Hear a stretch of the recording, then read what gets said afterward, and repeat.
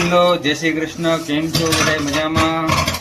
આ જો સવારના પોરમાં સન્ડે હોય ને એટલે આ ઘરના કામ કરવા પડે. એનો ડબ્બો છે મેડમ, પાવડર, કપડા ધોવાના પાવડર નો ડબ્બો સામે કપડાં મૂકી આવો. જોયું? આવું કામ કરવું પડે એટલે સન્ડે ના દિવસે ઘરે નહીં રહેવાનું. બધા પતિએ પત્નીની મદદ કરવી જોઈએ કે નહીં? તમે બધા કમેન્ટમાં જણાવો. એટલે એવું કઈ એક મિનિટ એવું કઈ જરૂરી નથી કે મદદ કરવી જ જોઈએ.